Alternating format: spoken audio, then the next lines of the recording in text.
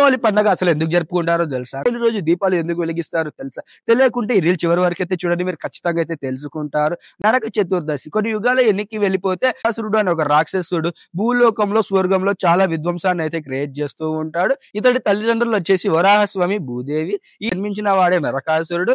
అయితే అతడికి దేవీ దేవతలకు ఉండే శక్తులు అయితే ఉన్నాయి. బట్ అతడు అవి మిస్యూజ్ చేయడము, భూలోకాన్ని స్వర్గాన్ని తన చేతిలోకి తీసుకుని చాలా విధ్వంసం క్రియేట్ చేయడము, రాజులను హత్య చేసి రాణులను అయితే బంధించినాడు. ఈ విషయం తెలుసుకున్న దేవీ దేవత నరకాసురుడి నుంచి స్వర్గాన్ని భూలోకాన్ని కాపాడాలని శ్రీకృష్ణుడి దగ్గర మొరబెట్టుకుంటే అప్పుడు శ్రీకృష్ణుడు సరే అని నరకాసురుడి మీద యుద్ధానికి అయితే వెళ్తాడు. మరి నరకాసురుడికి ఒక వరం అయితే ఉంది. వరం వచ్చేసి తన తల్లి చేతిలో తప్ప ఎవరి చేతిలో అయితే మరణించరాదు అని అయితే వరం అయితే ఉంది. ఈ వరాన్ని గుర్తుపెట్టుకున్న శ్రీకృష్ణుడు దేవి హంసలోనున్న సత్యభామను నరకాసురుడి మీదకు యుద్ధానికి అయితే తీసుకొని పోయినాడు. సత్యభామ చేత బాణాన్ని వదిలించి శ్రీకృష్ణుడు నరకాసురుని అయితే వధించినారు. దీన్నే నరక చతుర్దశి అంటారు. దీపావళి గురించి తెలుసుకుంటే శ్రీరాముడు రావణుడి మీద యుద్ధం గెలిచి రావణ సంహారం జరిగినాక సీతా సమేత శ్రీరాములు లక్ష్మణులు వీరు అయోధ్యకు చేరుకున్నాక అక్కడ ఘన స్వాగతం పలికాక అక్కడ పండగ వాతావరణం అయితే ఏర్పడింది. భారీగా అయితే పండగ చేసుకున్నారు. ఆ రోజు ప్రతి ఇంటి దగ్గర కూడా దీపాలు వెలిగించి పండగనైతే చాలా ఘనంగా చేసుకున్నారు. దాన్నే దీపావళి. మరి మీకు నరక చతుర్దశి దీపావళి యొక్క చరిత్ర మీకు తెలిసిందనుకుంటున్నా, దాని బ్యాక్ స్టోరీ తెలిసిందనుకుంటున్నా. దీపావళి పండగ రోజు లక్ష్మీదేవికి కూడా పూజలు అయితే చేస్తూ ఉంటారు.